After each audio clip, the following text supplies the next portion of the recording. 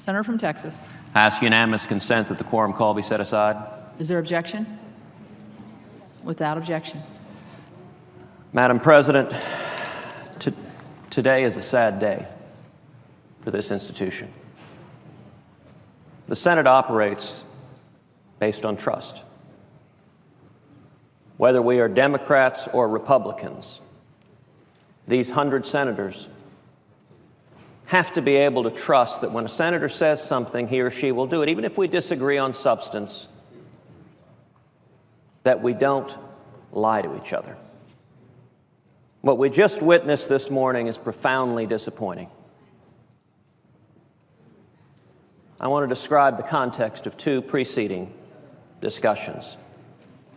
A number of weeks ago, when this Senate was considering trade promotion authority, a group of senators gathered on this floor and blocked TPA for many minutes because they were pressing for the Export-Import Bank. They huddled on this floor and negotiated a deal in front of C-SPAN, in front of the world. Then, when they had their deal, TPA had the votes to pass. Shortly thereafter, we had a Senate Republican lunch where I stood up and I asked the majority leader very directly, what was the deal that was just cut on TPA, and was there a deal for the Export-Import Bank? It was a direct question. I asked the majority leader in front of all of the Republican senators. The majority leader was visibly angry with me that I would ask such a question. And the majority leader looked at me and said, there is no deal, there is no deal, there is no deal. Like St. Peter, he repeated it 3 times. He said, the only thing I told the proponents of the Export-Import Bank is like any other senator in this body, they could offer any amendment they liked on any amendable vehicle. But I gave them nothing. There is no deal. I gave them nothing. He was emphatic, and he was repeated. Following that public discussion, Senator Mike Lee and I approached the majority leader afterwards, in which he emphasized, again, there is no deal. I will do nothing. I oppose the Export-Import Bank. All I said is they can offer an amendment like any senator can to any bill. Madam President, I went back to my office and I sat and had a long discussion with my staff.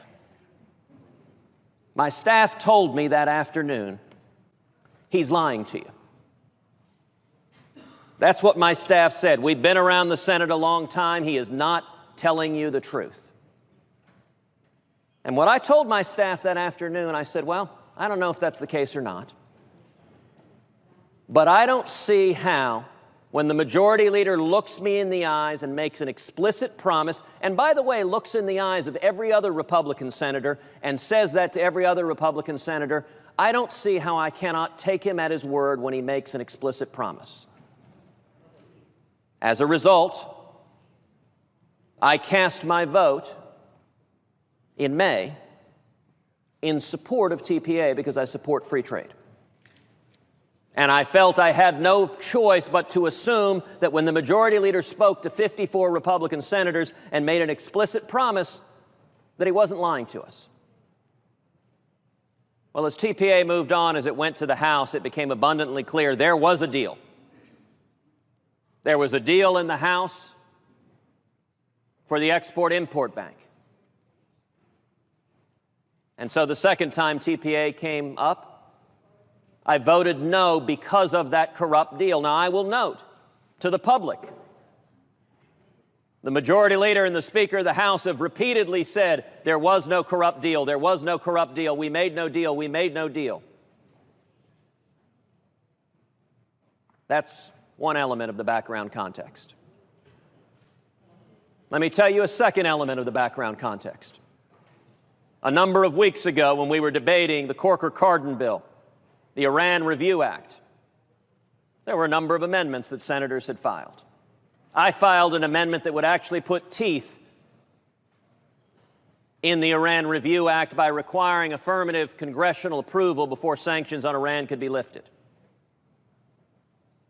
Other senators filed very good amendments. Senator Marco Rubio filed an amendment calling for Iran to recognize Israel's right to exist as a Jewish state before sanctions could be lifted. Our friends on the Democratic side of the aisle did not want to vote on that amendment. And in response, the majority leader cut off all amendments. Now, Madam President, I sat in the majority leader's office, and I urged the majority leader invoke cloture on Senator Rubio's amendment. Invoke cloture on Senator Rubio's amendment calling on Iran to recognize Israel's right to exist and setting that as a precondition to any lifting of sanctions. I argued vociferously with the majority leader that if the Democrats were so opposed to voting on that amendment, that was all the more reason because it was important substantively. And the majority leader said no, he would not do so, that invoking cloture on an amendment was an extraordinary step, and he wouldn't do so. So he cut off every amendment. He filled the tree. You know, it was striking a minute ago seeing the Democratic leader, Senator Harry Reid, calling out the majority leader for filling the tree, for engaging in the same procedural abuse that Harry Reid did over and over and over again in this body. Now the Republican leader is behaving like the senior senator from Nevada. What we just saw was not, Madam President, what the majority leader told you and me and every other Republican senator. What we just saw was not that the proponents of the Export-Import Bank, like anyone else, could stand up and offer whatever amendment they liked on any issue. What the majority leader just did is, number one, he called up that amendment. He called it up himself. Now, why does that matter? Because as majority leader, he has priority of recognition. When he calls up an amendment, no one can stop him. He didn't just call it up, he filled the tree.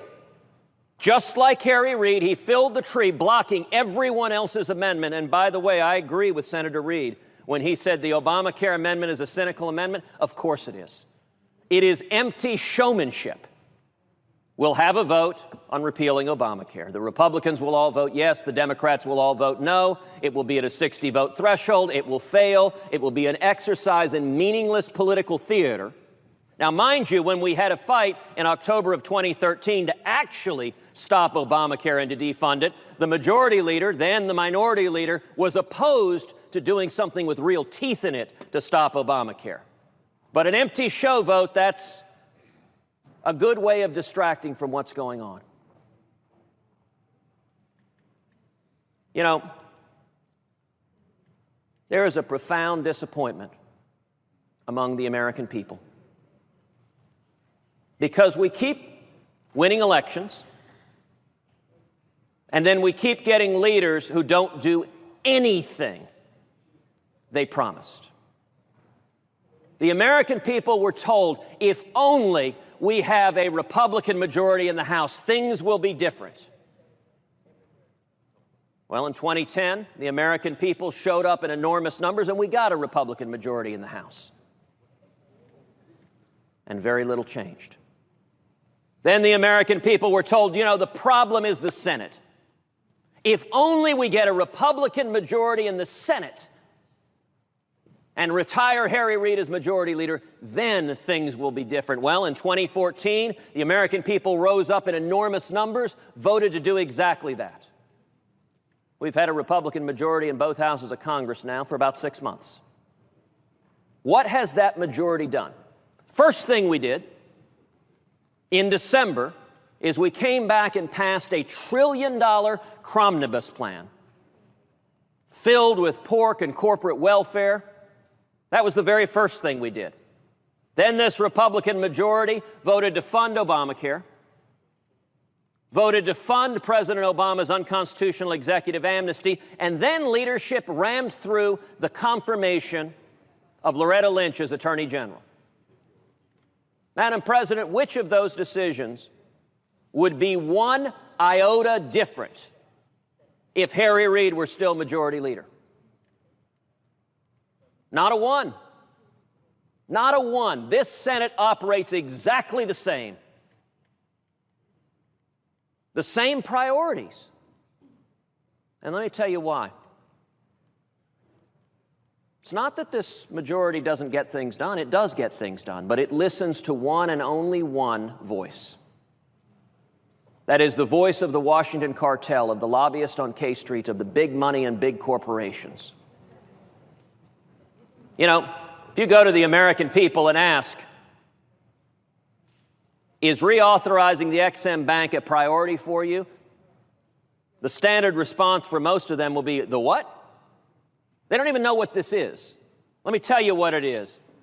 It is an egregious example of corporate welfare. It is the American taxpayers being on the dime for hundreds of billions of dollars in loan guarantees given out to a handful of giant corporations. It is a classic example of cronyism and corporate welfare. And by the way, among others, you know one person who had the clarity of thought on that? Then Senator Barack Obama, who described it as a classic example of corporate welfare. That was when he was in the Senate. Now that he's in the White House, corporate welfare sounds pretty good. Now just about all of the Democrats are supporting the corporate welfare, with the exception of Bernie Sanders. I'll give credit to Senator Sanders for standing up against corporate welfare. But every Democrat who rails against big money and corruption of Washington, every Democrat who styles himself or herself a populist, their actions on this matter speak far louder than their words. And when it comes to Republicans, Republicans also are listening to K Street and the lobbyists.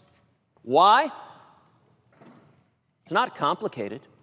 The giant corporations that are getting special favors from the taxpayers hire an army of lobbyists that write campaign checks after campaign checks. And by the way, these checks go to both Democrats and Republicans. It is career politicians in both parties that are kept in office by looting the taxpayer to benefit wealthy, powerful corporations. The single largest recipient of loan guarantees from the EXIM Bank is the Boeing Corporation. The Boeing Corporation just had an earnings call where their CEO said, and I'm paraphrasing, but we'll be just fine without the EXIM Bank. It's not impacting us. There are plenty of private loan alternatives out there. But, you know, even though the market could provide, it's a lot easier to have compliant lawmakers rob from the public fist to enrich giant corporations. You know who doesn't have lobbyists? A single mom waiting tables. You know who doesn't have lobbyists? A teenage immigrant like my father was, washing dishes, making 50 cents an hour, struggling to achieve the American dream. You know who doesn't have lobbyists? A factory worker who just wants to work and provide for his or her children. They don't have lobbyists, and so what happens? Career politicians in both parties gang up with giant corporations to loot their taxes to make it harder for people who are struggling to achieve the American dream. Coal miners, Madam President, in your state, they don't have lobbyists who are representing them here, the individual miners, while the majority leader teams up with the Democratic leader to take from their paychecks to fund giant corporations. It is wrong and it is corrupt. Madam President, it saddens me to say this.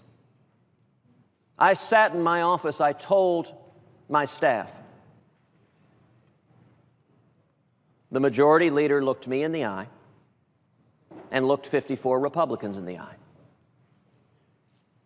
I cannot believe he would tell a flat-out lie.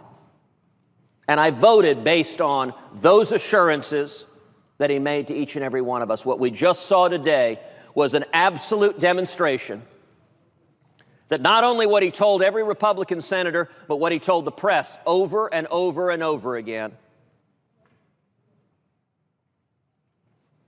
was a simple lie. This institution should not operate at the beck and call of lobbyists in Washington. This institution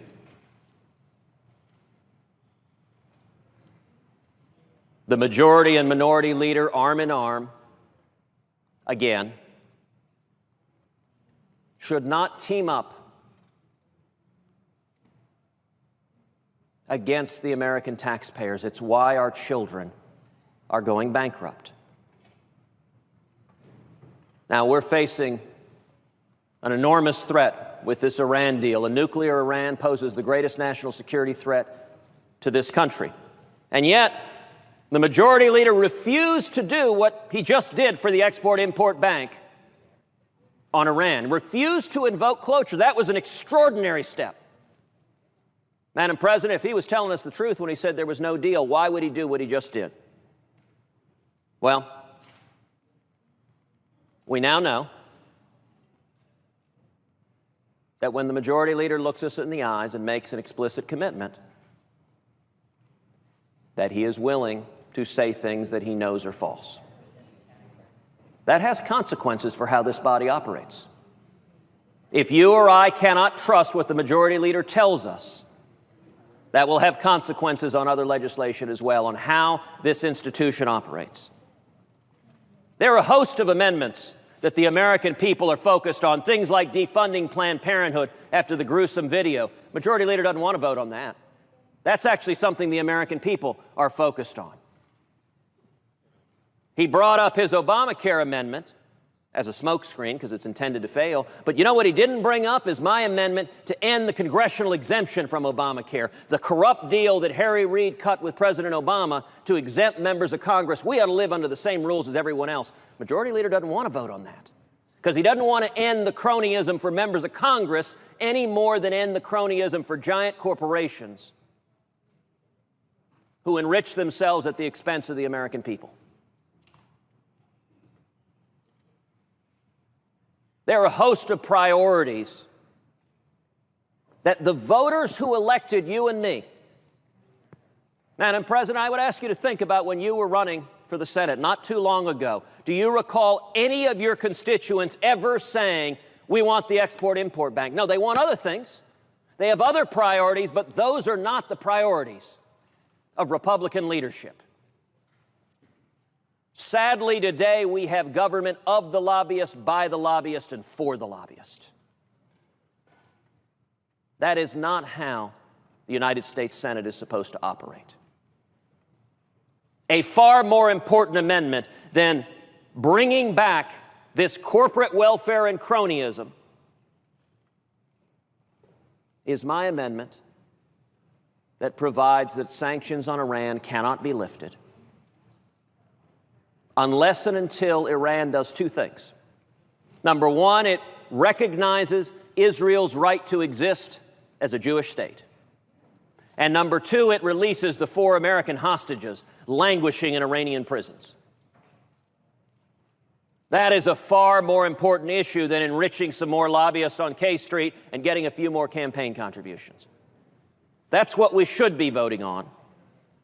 And accordingly, Madam President, I call up my amendment, number 2301, to the McConnell Amendment 2266 as modified.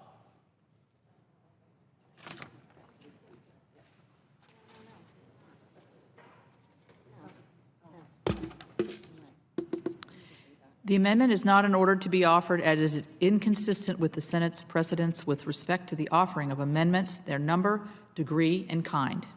Madam President, I appeal the ruling of the chair that the amendment is not in order.